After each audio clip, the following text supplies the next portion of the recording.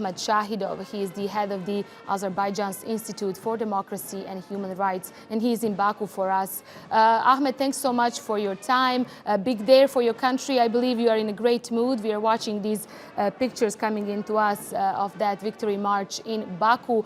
But now, following the ceasefire, Ahmed, do you think the Armenian forces will be held accountable in international courts for the crimes committed in Azerbaijan? From Baku, and thank you for having me in your program. We are witnessing very significant day and very important message made by the presidents of Azerbaijan and Turkey, Mr. Aliyev and Recep Tayyip Erdogan. And today is a very important day for Azerbaijan, for our state and for our people. I would say that we are living the most glorious day of the last 100 years, and the strength of the Azerbaijani army is demonstrated in today's military parade. And as a human rights defender, regarding your question, I want to underline that during this and before this war, Armenian side used to violate the ceasefire in front line on the state border between Armenia and Azerbaijan. And I think that Armenia had committed war crimes in Azerbaijan, against Azerbaijan, by targeting peaceful settlements, by targeting civilians, civilian infrastructure on front line. And during this 44-day war, more than 100 civilians were killed by Armenian armed forces. And during Armenian armed shelling of Azerbaijani civilian settlements. And this is also war crimes. Another evidence of war crimes committed by Armenia is that during this war, Armenia destroyed all natural resources of Azerbaijan in occupied territories. They fired all natural resources, cut off the trees in the forest, and fired all houses, and they used phosphor bombs during this war. And all these facts documented by Azerbaijani side, and Azerbaijan will appeal to international organizations, to international courts, and will demand financial from Armenia. As you were mentioning, the conflict left thousands of people in Azerbaijan internally displaced. There is a lot of work to be done. We heard there from Erdogan and Aliyev both saying that they will focus on the reconstruction moving forwards so everyone can go back where they belong. How is this reconstruction process going so far, and when do you think the IDPs will be able to return home?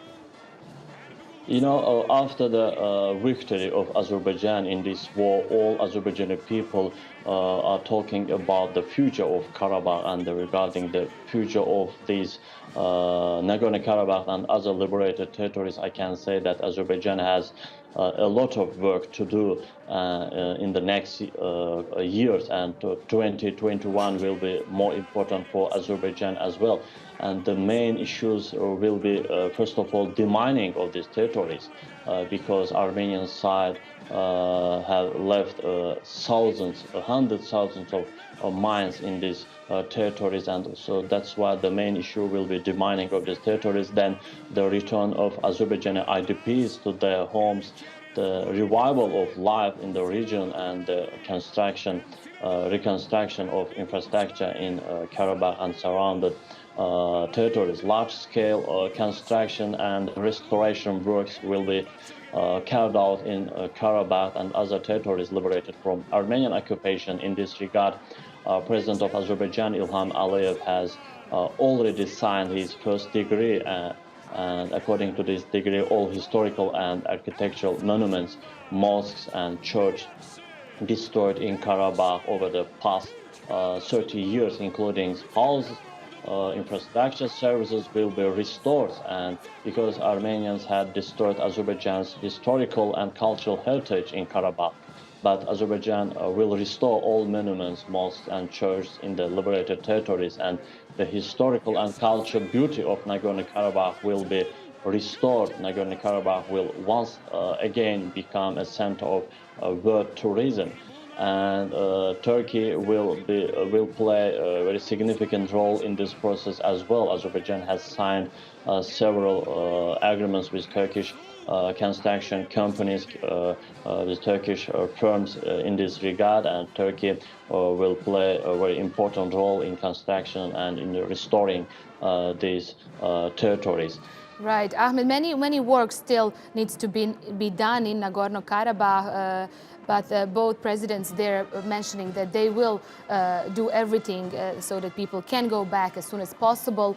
Ahmed, I do want to ask you, as an Azerbaijani, how do you feel today as your country celebrates its victory 30 years after the occupation? How do you feel today when you see these pictures coming in from the military parade? We are living the most glorious day of the last 100 years, because the winner of the 44-day war, which began on September 27, is Azerbaijan, and today on December 10th, the Republic of Azerbaijan is holding a victory parade in Baku. Okay, Ahmad Shahidov, he is the head of the Azerbaijan Institute for Democracy and Human Rights. Thanks so much for that, Ahmed. Thank you.